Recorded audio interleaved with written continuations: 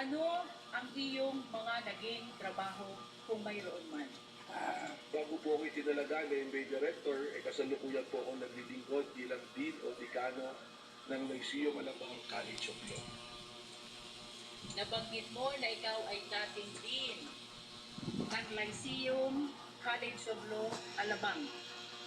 Bukod sa pagiging dean, ano pa, kung mayroon man, ang iyong naging trabaho bagong iyong pagkatalaga bilang NBI Director?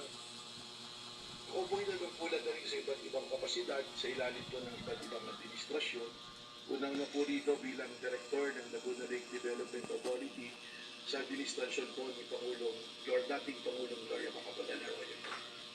Nabanggit mo na ikaw ay naglingkod bilang Director ng Laguna Lake Development Authority panahon ng dating Pangulo, Gloria Macapagal Arroyo.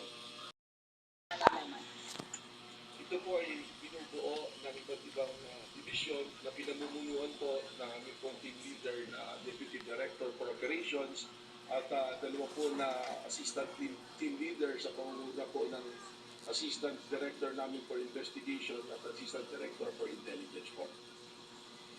Nabanggit mo ang team leader at assistant team leader ng Special Task Force.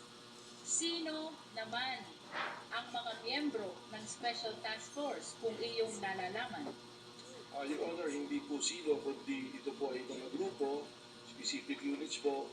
Isa na po rito ang National Capital Region Division namin, ang Cybercrime Division po na sinasabing raids, ito po ay may interpretasyon base sa aming law enforcement experience na pag sinabing raids, galit po.